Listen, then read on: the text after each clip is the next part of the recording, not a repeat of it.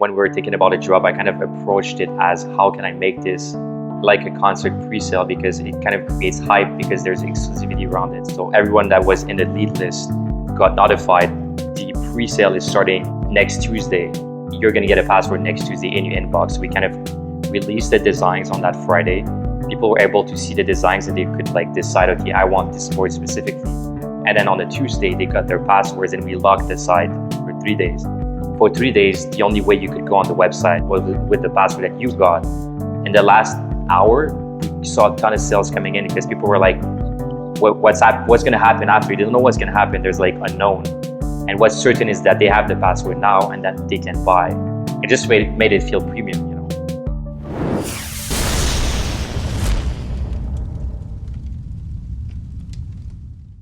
Hello and welcome to All Killer No Filler. It is Friday again, and this is Eric Dick coming at you semi-live here from Victoria, British Columbia. And today we have an awesome guest panel, including Jules and George from Maddle Paddleboards, which is just really fun to say, as well as John from the Pilothouse media buying team.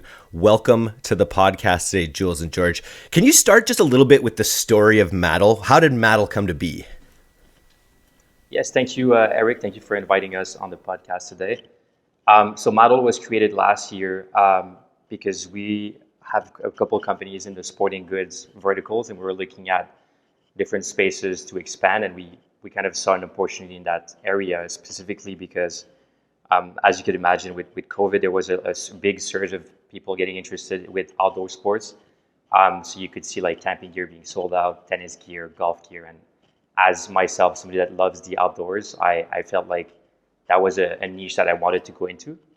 And we kind of explored, what was being done in the niche, and we realized that no one was actually focusing on the lifestyle aspect of it. So every other competitors that we analyzed were all about the board features, the length, the width, the weight, the materials, but no one was actually talking about, what you could get from having a nice paddleboarding experience. And we kind of dug in and we started looking at how can we create an experience around the product that would resonate with a large amount of people, that would be based around the lifestyle, because it's such a nice, I would say, angle to take for this product specifically because, you kind of blend in scenery with, having a good day with your friends. So it's like very good for content, but no one was angling it with that. So we kind of went on the drawing board for a bit. And then what we also realized is that if you look at like skateboarding, snowboarding, surfing, all of these boards have a lot of culture and history around them. And they actually kind of changed the way people are dressed nowadays and the music and everything around them. And they've been really impactful in the culture that we see throughout the world. And when we looked at paddleboarding, it was kind of like the forgotten cousin that never got that special treatment. And we're like, why don't we give that cousin the makeover treatment, add in arts, fun, and try to like bring it back to speed with the other boards. That's kind of where we kind of started thinking about the angle that we wanted to take with Maddle, and where we kind of worked on product design, adding artists and everything, and then we kind of created that, and we launched in May of last year.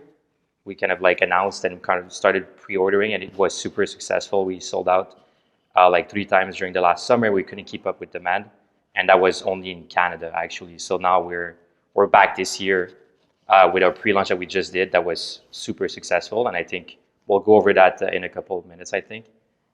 So that's kind of how it came to be, and there was a lot of things in there that made it super challenging with the logistics, suppliers, everything around that as you can imagine, most D2C brands would face. But it's been stressful, but it's super enriching at the same time. Nice. I love that angle of really digging into the lifestyle of a paddleboard, because it really is you see people out on the water. I live in Victoria. Everyone paddleboards here. I actually just bought a paddleboard, not a Maddle, unfortunately, but about a month ago. And I haven't used it yet, but it's so much of I've done it a few times. I love it, but I love the idea of it so much, which makes it such a good fit for that lifestyle sort of piece. So what steps did you take to really own that side of things in a way that other paddleboard companies haven't been able to? So I think one of the big steps that we took was to kind of look at, what's being done on Instagram at the moment in the fashion industry, and we kind of analyzed, a lot of fashion retailers. We looked at what was trending. We looked at the colors that they were using, and we kind of created a product that was really based around being hype. So we kind of took all those retailers, we listed them down, like 15 retailers. We looked at what was being done in the collections. We kind of analyzed every colors that were being used, and then we kind of mapped out what was actually hype at the moment, and then we created that with the paddleboards. And then we added different types of arts that would appeal to different audiences in there as well. So we kind of mixed that, and we also created, I think, a very nice product design that would be super good with any sorts of color matching, because we always have like the main color and the accent color, and we can kind of like, it's like color blocks, right? Super good and fun to see, and we kind of can recreate the product indefinitely in different settings with different aesthetics, and it's always going to work because we have a formula. So we created that formula last year, and that product design really helped us create a strong aesthetic for the brand that would work well with a lifestyle angle. And I guess the rest would just be how we created the communication around the brand, the tone, the fun aspect to it, and how we also approach, medias and influencers and all of that. It just turned out to be super good. And I wouldn't say that everything was planned out. I would be lying if I said that, but everything worked out, and it's going well. So. Exactly. If I can add, Eric, to that, is that earlier when we talked about like skate and surf, like did that kind of angle, Yes. but for them, what they add, like, is if they wanted to have like a personality around it, they had like athlete for that. For skates they had Tony Hawk. For surf Yep. they have, I don't know any surfer, but like for Kim paddleboard, Slade. yeah, okay, thank you. But for paddleboard, we don't really have that. So who are our rock star? That's why, like, going with the lifestyle aspect of it, it's really good. We think we have a really good product of our time. Like in influencer era. I mean, like, it's just a good product at the right time, and we're really happy about it, and we're working that angle.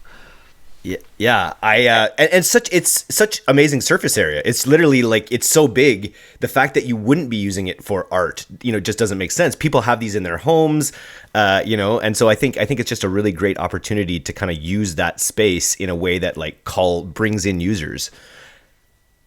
Nice. Yeah, that was the kind of one angle that our creative director used last year, was like, this is a canvas. It's like a big place where we should be painting art, and nothing's being done. It's actually 10 to 11 feet, 32 inches wide. Like, there's a big place here to do something nice, and no one's been looking at it with this angle. And then we kind of brought this in.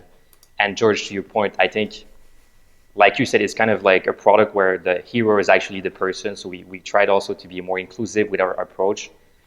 We kind of looked at what people were doing, and it was always, maybe because paddleboarding is kind of expensive traditionally, but like everybody was communicating the same way with like, older white people, a bit like that looked a bit like fake and rich doing their thing, and it wasn't feeling authentic in their approach, because like America, I'm saying America because we're in America right now, but like that's not what this is. Like anyone can enjoy paddleboarding. It doesn't have to be about race or sex, whatever. So we're like, this is a sport that should be enjoyed by everyone. All the fun sides to it should be enjoyed by everyone, and we added that in the communication. And really, like the stuff that we use in our communication is not actually like stars or like models. It's actually the people.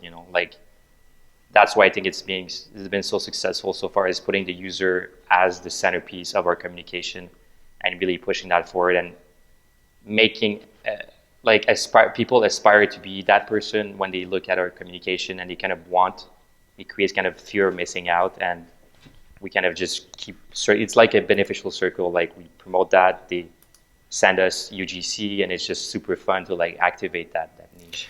I love the design. I'm on the site right now. The red is so striking. I love the rounded sort of serif font that you're using, which probably like doesn't scream active in a way that like Ocean Pacific or like some of these other brands that you might go against that were made in the 80s and 90s kind of thing. So you really have that like updated kind of hipster appeal with everything about the brand, which is awesome.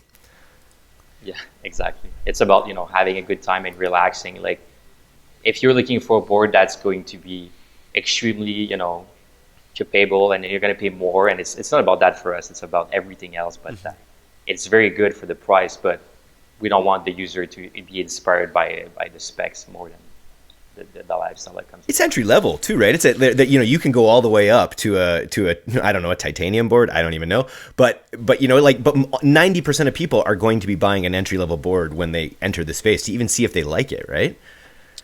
Yeah, exactly. And also like most of our competitor differentiate themselves with like different sizes of boards and stuff like that to like appeal to like, or if you're an athlete and you need like the spec, this is the board for you and stuff like that. But for us, it was really about making sure that we have like a all-around board that will work with almost like 90% of the people. And it's just like the difference is not on the board; it's about the canvas and the designs and all that. So that's the angle we work, and we didn't do that because like oh yeah, we think that will work. It's just like, no, that's the angle that we want. Like, if I wanted to buy a paddleboard, like, honestly, I don't want to go on a website and be like, whoa, what do I do? Just like, oh, this one is pretty, and just take it, you know?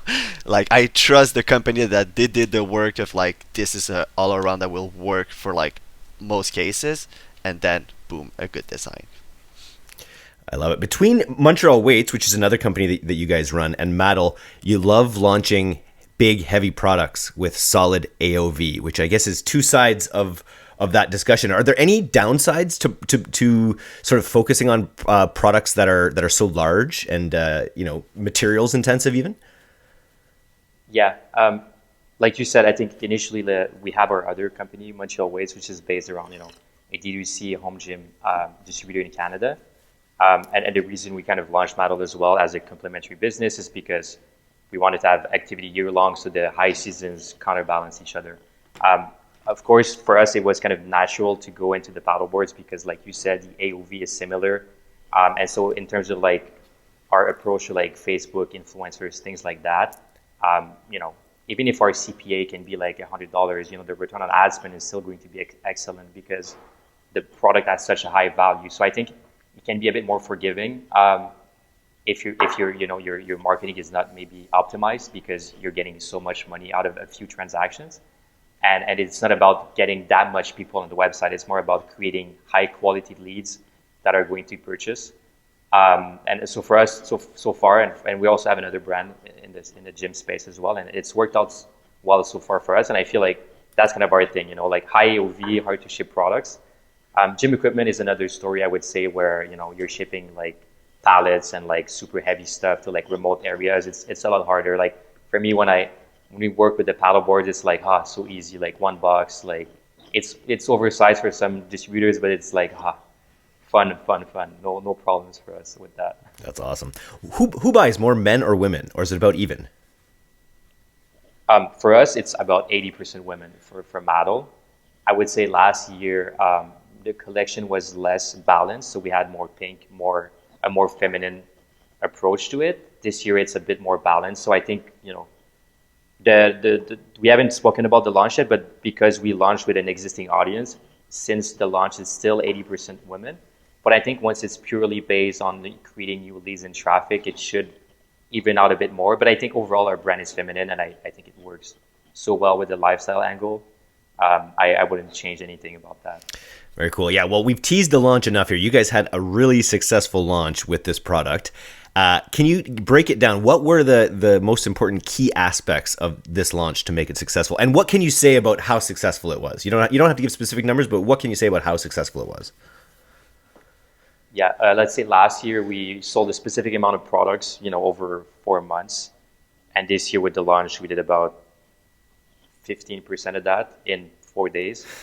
And, it's a very successful first step. And the difference is this year, we're not even high season when we're launching. We're like pre-season, pre-order even. So that's not even, I wish it was in stock because the results would have been like mind-blowing. But anyways, we're very, very satisfied with the results. So the way we kind of approached it was there were like 3 different elements. First element was re-engaging our past customers because, George, I don't know what's the percentage of repeat purchase we got on the launch, but a lot of people purchased a second paddleboard, and we kind of warmed them up for a couple weeks just to get to the idea of buying something Yeah, at the else. top of my head, I think it's like 20%, around that. Bought a So- second. Yes, and Yeah. it's a paddleboard. Like it's huge. Yeah. For the other family members, I guess you make the other family members jealous when you're out there on the water, looking so good. Exactly. Exactly, and we wouldn't have imagined, because that in my head it's like I buy this once, in 3 years I might buy another one, but somehow like 20% of the people that pre-launch were past users, and I think a lot of that was like warming them up properly with email and SMS about something coming up. The other aspect that we did is we did a contest, a giveaway where we're giving away a trip for 2 people to Costa Rica for paddleboarding for a week with like a lot of activities like rafting and super fun stuff. And, we ran that for about a month to get people opted in on a kind of a lead gen platform with like viral aspects. So if people refer their friends to increase their chances. And we got, I think, like 12,000 people signed up on that. That's awesome. Would you use viral and loops? If you think about it, like, Did you use viral loops? Or it was Kickoff Labs. Okay, cool. Yeah. So within Kickoff Labs, we can design our full funnel ourselves, and like it's super cool. And then you have automated messages that are sent to the people in the contest to kind of bump them, like say, hey, you referred one friend yesterday, like just to like entice them to keep pushing. And so we did that for a first form of lead gen, and then like a second form was about using the fact that we sold out last year and that we had new designs coming up. We created a communication strategy where we were kind of teasing things on the paid side, and we were driving people to a landing page that we did with all of our UGC reviews and whatnot. It was just basically saying, sign up to access the collection before everyone else, and you're going to get an offer. And then we got maybe 2,000 high quality leads with that. And if you combine all of that with social media, which kind of dripped, colors, collections, like just a bit of stuff before, I think we probably got like, I don't know, 14,000 new leads plus the old customer base. We already had like 15,000 emails. So combine all of that with an AOV of like $700, you can imagine that the results can be pretty interesting fast. And we had, I think at launch, it was a bit stressful because we had like a technical problem and we had like 200 people waiting to go on the website, and we're like, fuck. Like people couldn't check out, and we're just trying to figure it out. And like at 15 minutes after, we fixed the website, released the password to everyone, and then we just opened the floodgates. It was like kind of a concert on sale, like people just jumping on and like trying to buy whatever was going to sell out first. And it was just super exhilarating and scary at the same time, but I would definitely redo it overall. Like the drop thing is definitely something that's very viable for brands. And did you coincide the drop with the contest results, so they were sort of around at the same time, kind of coinciding at the same time? Yeah, so the contest was like from March 5th to like 31st, and then as soon as we ended, we started in the announce email. We forced people to look at their email. Within the announcement, there was already stuff like warming people up about our company, and then we kind of did 4 campaigns to warm them up about the new launch, and then we gave them password, and then they kind of got in and they felt like they had value even if they lost the contest for everyone except one person. And we kind of did that with different angles with the 3 different segments that we had, and that worked out super well. That's awesome. I'm always interested in contests because whenever you incentivize a lead, it's going to go down in quality a little bit. It always helps when your prize is something so it filters out people that really want, not only do they want a paddleboard, they want to go on a vacation that's paddleboard centric. How did the contest leads work out versus the VIP early access leads in terms of conversion rate? I'll let George comment on that. For the contest and the VIP was like, I think I had a much higher conversion rate, and was just that it's because that list was like so warm. Like they didn't sign up to win something. They signed up in order to like to be the first. So really I would say that like the highest qualified lead were on the VIP, but the contest like really helped, and we noticed that there was like a big overlap between some people that were coming from the contest, and then because the contest ended, they went on our website and saw that we were on pre-sale, and we were able to see that like I think it was like 10% of the people that like was like, oh, I came from a contest and a VIP and made a purchase. So like it was really interesting to see. But I would say that the VIP was like I most conversion highest conversion rate than the contest. But the contest was like just it was really important for us because it was really important for us to be in the US this year and be really present, and for us to have our name, the name of our brand, like just going around was really good for us. Even though it didn't generate purchase right now, it was really valuable for us. And the US is really competitive, and like it's an ongoing battle for sure. So the first part of your launch was previously was focused more on Canada, and this launch has opened things up to the US, if I understand it. That's exciting. Yep. And the US launch has gone well, and it's just sky's the limit at this point, I guess, right? Exactly. It's definitely a different jungle. Like I feel when I was younger, I was thinking as an entrepreneur, like I wish I was in the US. Like fuck, man, it's such a big market. I could make so much money. And then we realized, you know what, Canada is actually easier because you have less people offering something of a higher quality. There's less competition, so you can get away with less in Canada. Or if you do things right, like we do in our case, everything just works out all the time. And I would even put it to the extreme in Quebec. It's like Canada, but even harder to get in because you need to speak French. Obviously, for us, it's like natural. It creates pain when you think about like website translations, always bilingual communication, like always duplicating all the emails, but like no one that's super good is in Quebec. Like I'm exaggerating, there's good people, but like there's going to be less people offering a high quality experience for buyers online in Canada and even more in Quebec. So that's been our kind of our I don't know, like our asset so far. And then this year we're like, we want to launch in the US, and we started doing that. And it's going to be a really good learning experience to like start investing more, because I'll be honest with you, last year we kind of started doing the US and we didn't put that much love into it because the cost per acquisition in Canada was like 4 times lower. And we're like, why would I spend cash in the US when I ended my season at the ROAS of like 17 in Canada, sold out, you know? So it's like, we just decided to focus on Canada. But this year, you know, because of the long-term expansion and the plans, we definitely need to be in the US. And we're looking at other markets as well where we want to like, even if we don't make as much money, we kind of want to sink in so that next year we can have better data about the quantity that we're going to bring in different markets and really scale more next year even more. I love it. Just you work out all the kinks in Canada, right? While you you get your advantages in the market, build up your reviews and your reputation and all that, and then tackle the US. It makes a ton of sense.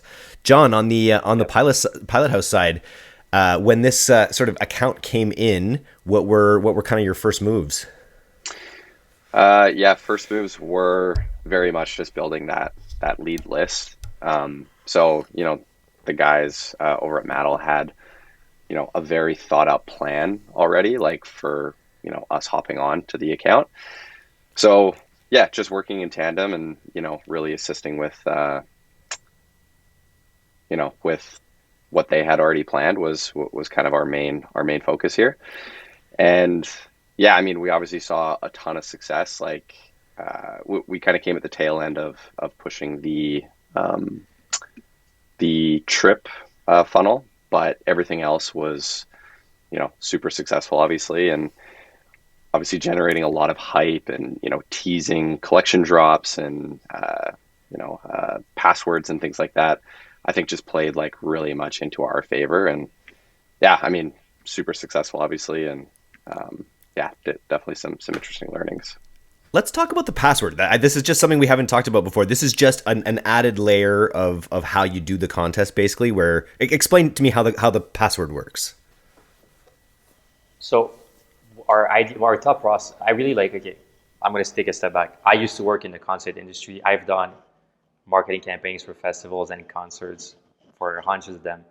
And when we were thinking about a drop, I kind of approached it as, how can I make this like a concert pre-sale, because it kind of creates hype because there's exclusivity around it. So that's how we kind of approached it. So everyone that was in the lead list got notified, you know, the pre-sale is starting, you know, next Tuesday. And then, you're going to get a password next Tuesday in your inbox. So we kind of released the designs on that Friday. People were able to see the designs and they could like decide, okay, I want this board specifically. And then on the Tuesday, they got their passwords and we locked the site for for 3 days ish. Or I don't know, I got mixed up with my days, but something like that. So essentially for 3 days, the only way you could go on the website, it was fully blocked with the password that you got. So it kind of helps people feel special because only them can go inside and they're like, how many units are actually available? I have a password. I need to act now because I don't know what's happening by the end of it. And what we actually saw is obviously people waiting to go on there until they got their passwords initially. But on the last day, before we actually we dropped the password page on the website at 11 a.m. In the last hour, we saw a ton of sales coming in because people were like, what's going to happen after? They don't know what's going to happen. There's like unknown. And what's certain is that they have the password now and that they can buy. And we saw a lot of sales coming in last hour. And then what happened is just the password page got removed and they could buy again. But just that thing about being blocked and creating sort of a special aspect just made it so different. And we also had the internal discussion about doing a magic link and like making people not take that extra step, but it felt more special for people to enter the password. Just the process of doing that makes it different. And we actually got a lot of people contacting us during the pre-sale, like, can I get the password? Like, what's happening? Like, I want to see what's happening. And we're like, oh yes, we'll do a favor to you. And then we send them the password, and it just made it feel premium, you know. I gotta say, it takes some stones, some cojones to actually like lock a site down. And I think it's something that a lot of e-commerce entrepreneurs like struggle with a little bit, is like having real scarcity versus saying you have scarcity. So to actually sort of block the purchase for that period, like I think you have to have a lot of confidence in your product. You have to have a lot of confidence in your product market fit, in your sort of overall marketing plan to act on real scarcity. And then when you're able to do that, it works 10 times better than fake scarcity, right? And I guess with your product being a supply chain challenge, sometimes like when you do, high volumes, you'll always have that sort of scarcity aspect that's real. Yeah.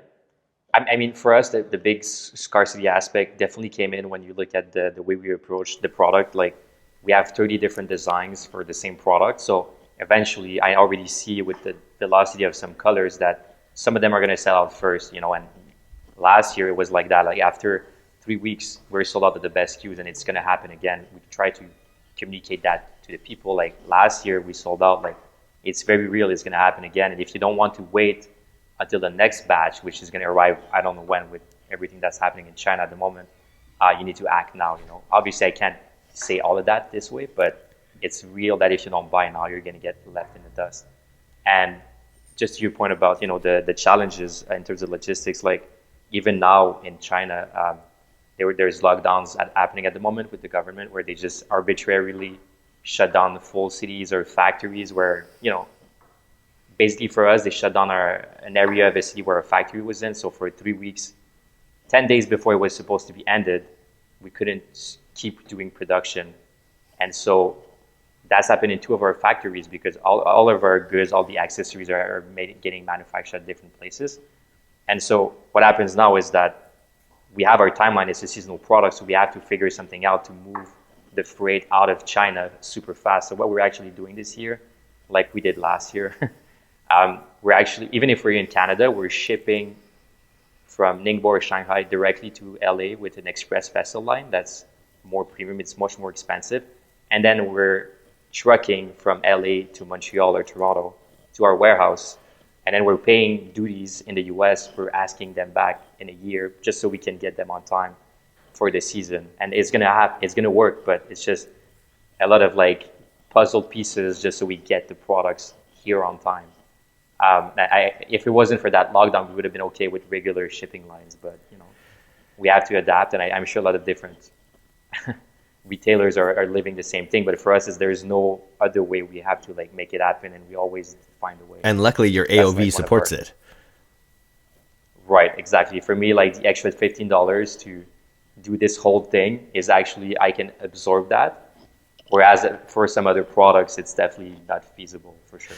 Shanghai's just crazy right now. I see those things coming out of Shanghai, and I'm just like, oh god, not again. Let's it's crazy there. We won't get into it. That's not what this podcast is for. John, we'll talk about it later tonight over beer, John. That's a different podcast. That's a different podcast. My other podcast I don't tell anyone about. But let's talk about the ads for a second. Like, what in terms of creative is? I imagine it's just the all of these images are so cinematic. The design is so good, but just nitty gritty. What sort of creative array is working the best?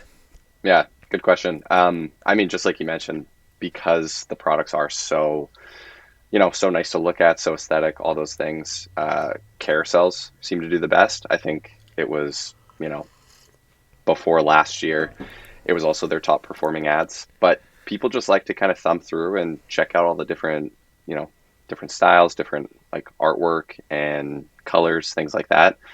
That I think the carousel just like perfectly captures that for most people. But we're getting into some new stuff. We're testing kind of fun graphics, GIFs. UGC is definitely something we want to tackle this year.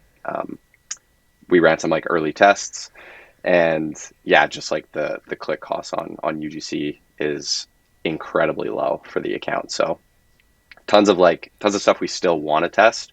We're only like 2 weeks past I think the pre-sale launch, so definitely a lot to get into, but yeah, so far carousels are just killing it. Anytime you can put UGC people in bathing suits, I imagine it also boosts the effectiveness of the UGC. Yes.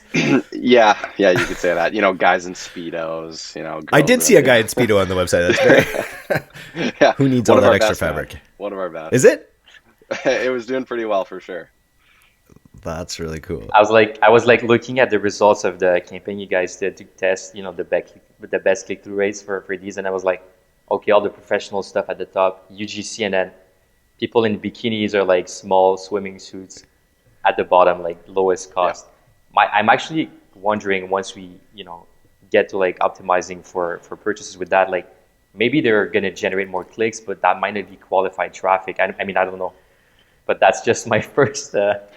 My first impression. We'll see. It's a fair point. Funny. And that can definitely be the case for sure. So, we'll see.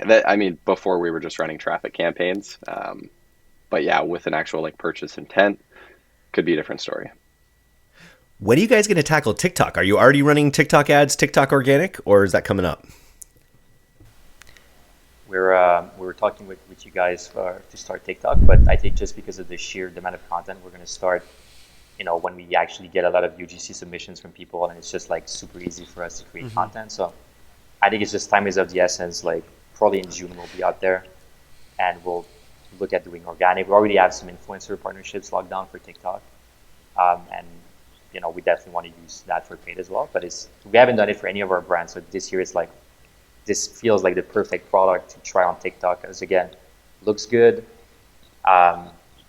The scenery, everything it just makes sense. It's a good product. You guys are going to have to come out west, just because we've got. I know you guys have wonderful lakes and rivers there in Montreal, but out here on the glassy ocean, it can be quite nice. I ran into a sea lion the other day. Oh. Yeah, it's just. I was actually out with my dog last night, and a seal was trying to like goad my dog into the water. So I was like, so it has its downsides potentially as well, but. Once I'm out there on the paddleboard, look out, sea lions. I'm not going to take any of your crap. I just wanted to ask George and Julian, what's your roles in the company? Like, how do you guys break the division of labor? You both seem to be very marketing focused or e-commerce focused. I was kind of looking at your LinkedIn previously. How do you break down the roles in your companies? Perfect question. Actually, like I'm the founder. I have multiple hats to wear, but George is a good friend of mine, and I reached out to him a couple months back because I wanted someone to really come in and take over that e-commerce side, because I love it. I love marketing. I'm a marketing guy first, but I can't be doing that all the time. So right now, George is coming in and really helping me focus on other things. But we always have good discussions on the weekends about data. I text him because I have more time. I look at the accounts. I'm like, look at that fucking click-through rate on this ad. Like, and then we're both nerds on data. It's always going to happen. Yeah, it's so cool when products are flying off the shelf and you're getting those Shopify notifications. It's just fun as hell.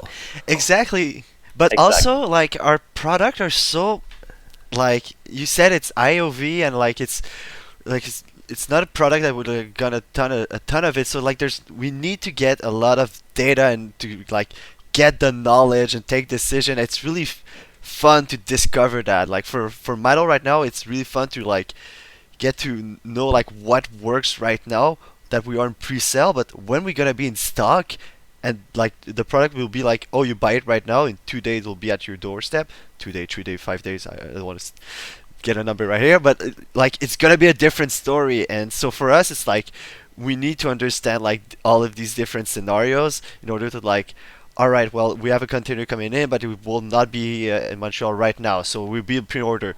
Good, we have a playbook for pre-order.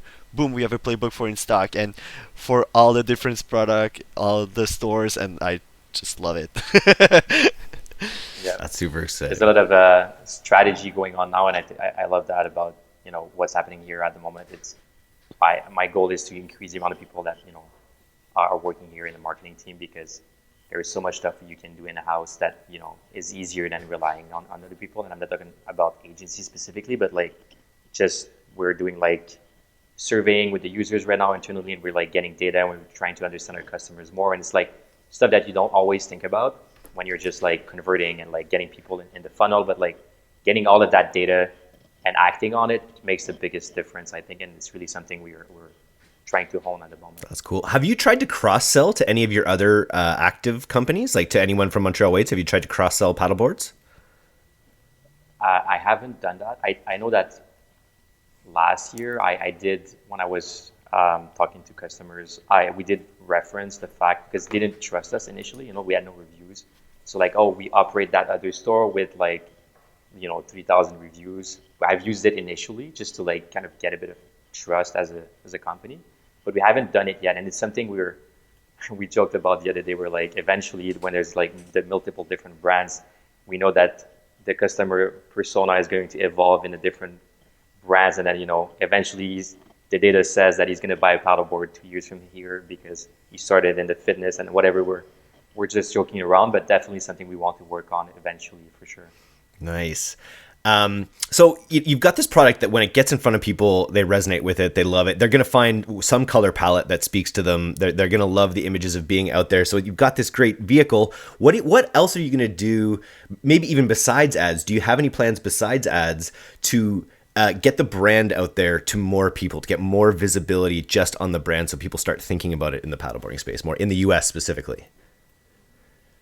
Yeah, well, I think a big aspect for us is definitely influencer marketing. And the nice thing is we don't even ask for it. Like if you look at our Instagram inbox right now, like every day there's a new influencer coming in, and like they want the board. They're like, it's just the perfect product, because if you're an influencer and you're advertising your product to your audience, it's going to feel less genuine. But for us, it's like, we don't ask you to like post a fake photo with like your protein bag. It's like, post a photo of you having a good time. That's what you want anyways.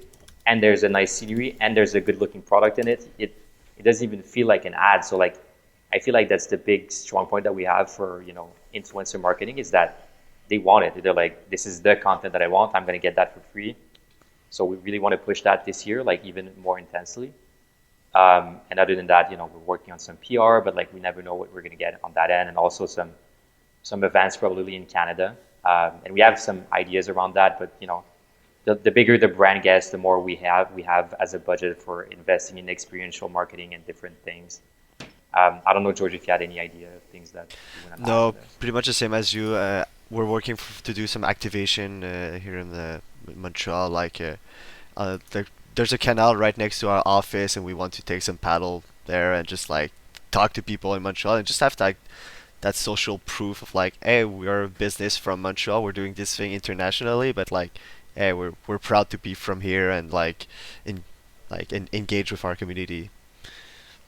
If you send me a Maddle, I'll start going out in the ocean with a microphone. There it is. And I'll paddle up to people and I'll ask them questions about their paddleboard. Just a vox pop. Yeah. Hey, listen. I think my other idea is it may be too late. It may be too old for this, but that guy Nathan Apodaca, his name was Dogface. They called him. He did the Fleetwood Mac on the skateboard with the ocean spray cranberry. Yeah. I don't know if you know, he was an influencer and he became famous for lip syncing to Fleetwood Mac on a skateboard, drinking cranberry juice. I think if you could get him on a paddleboard with Fleetwood Mac with Ocean Spray, it might work well. Okay.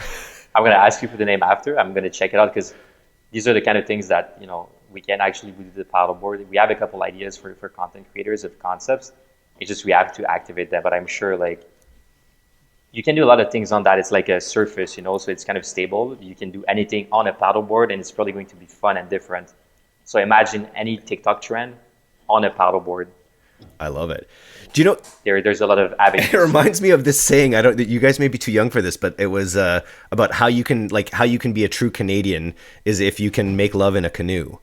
So maybe you can rephrase that to be like, if you can make love on a paddleboard, you are a true Canadian. That might get you some viral attention. I'm just imagining like a campaign of just like people on paddleboard with like a teamies, like just in morning, like, hey. Morning commute. I like it. There's endless potential here. This is a question we normally ask on the other side on the D2C podcast, but I'm just curious, and you mentioned a bunch of really interesting things that you're thinking of in the next little while. If we were to give you $50,000, Canadian, unfortunately, to go to your marketing budget directly, where would you put that in, say, the next 30 days? If you had to use it in the next 30 days, where would you use it? I would say at the moment, because of where we are in the season specifically, content creation, it's just going to make the biggest difference because we're kind of building that, knowledge for the high season. If you ask that to me in June, I would say more ad spend, more people on the website, more traffic. Nice. And then we have influencers, we have investors, we have marketing companies, we have all sorts of people listening to this podcast. And I always like to ask the guests, like, if there's someone that you wish was listening to this podcast, like that you guys need for your business, who is it? Is it big influencers? Like, what would you want to manifest from this podcast besides Ryan Reynolds coming on the podcast? That's a really good question. Actually, I'm always open to any opportunities. So if anyone feels like they have something that would fit for us in any realms that you just mentioned, I would be up for it. But definitely my biggest issue is always capital, which I think is the biggest thing for a lot of entrepreneurs. Is like, just with all the projects that we have at the moment, where we have to like allocate cash flow to one business or the other business, we always have to like make choices. And I wish I didn't have to like make as many choices, because then the velocity of the growth that we could have for the group of businesses that we have would be a lot higher and less stressful for sure. And so far it's been working well. So if somebody's listening, I'm interested. Very cool. Okay, well, you should go, if you're listening, I bet there's a lot of people in our audience that would love a Maddleboard. So if you want that, you should go to maddleboards.com or .ca and check out the products. And if people want to get in touch with you guys, how do you recommend they do that? Good question. I guess on LinkedIn. Yeah, cool. I don't really use LinkedIn, but it could be used for that reason. It's perfect for that reason. That's exactly what it was built for. I will make sure to include your contact information in the write-up here. This was a lot of fun, guys. Thanks for coming on. Thanks for inviting us. Thanks for inviting us. Thank you. Cheers. And I'll have to... Oh, one last question. What's a better e-com city, Toronto or Montreal? Montreal. What? Yeah, you knew the answer to that when you asked it. And will the Leafs make it out of the first round this year? I don't know if you care, but I'm curious if they will. Anyway. I don't know. I'm forced to say that I wish they don't make it past the first Exactly. round. Yes. Yeah, definitely. Just for all the Montreal people listening, I'm with you guys.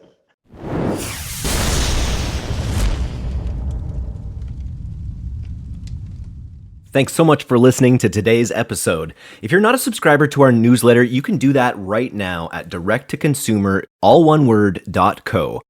I'm Eric Dick, and this has been the D2C Podcast. We'll see you next time.